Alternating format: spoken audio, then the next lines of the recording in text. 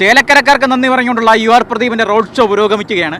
പ്രതിഭേട്ടാ, പറഞ്ഞ കണക്കെല്ലാം കൃത്യമായിരുന്നു. 3-ാം റൗണ്ടിൽ 5000 vote lead ചെയ്യുമെന്ന് പറഞ്ഞു, അത് കൃത്യമായി ചെയ്യുന്നു. 12,000 വോട്ടും ജയിക്കുമെന്ന് പറഞ്ഞു, ആ കണക്കിനായിരുന്നു.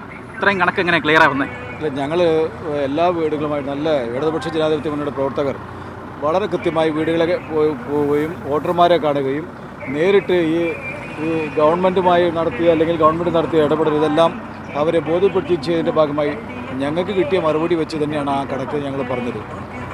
ഈ ഭരണവിരുദ്ധ വികാരമൊക്കെ ഉണ്ടാവും, ചില പ്രതീക്ഷകളൊക്കെ ഉണ്ടായിരുന്നു യു ഡി എഫിന്. ഒരിക്കലും അതൊക്കെ മാധ്യമങ്ങളും അതുപോലെ തന്നെ പ്രതിപക്ഷ പാർട്ടികളും ബോധപൂർവം ഉണ്ടാക്കുന്നത് തന്നെയാണ്. ഞങ്ങൾ അന്നും പറഞ്ഞു, നാട്ടിലെ ജനങ്ങൾക്ക് ഈ സർക്കാർ വീണ്ടും വേണം. ഈ സർക്കാർ നടത്തിയ ഇടപെടൽ ഈ സാധാരണക്കാരുടെ ദാരിദ്ര്യം മെച്ചപ്പെടുത്താൻ വേണ്ടി നല്ല ഇടപെടൽ നടത്തിയിട്ടുണ്ട്. അത് ഞങ്ങളുടെ ജീവിതത്തിൽ മാറ്റം ഉണ്ടായിട്ടുണ്ട്. അത് ഒന്നും കൂടെ ഊർജിതപ്പെടുത്താൻ ഇവിടുന്ന് ഒരു ജനപ്രതിനിധി വേണം എന്ന് തുടക്കം മുതൽ ഞാനത് ആവർത്തിച്ച് പറഞ്ഞു. അതിപ്പോൾ വളരെ സത്യമാണെന്ന് തെളിഞ്ഞിട്ടുണ്ട്.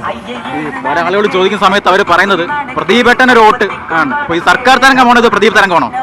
അല്ല, അത് സർക്കാരിൻ്റെ അനുകൂലമായിട്ടുള്ള ഒരു തരംഗം തന്നെയാണത്, ഒരു സംശയമില്ല.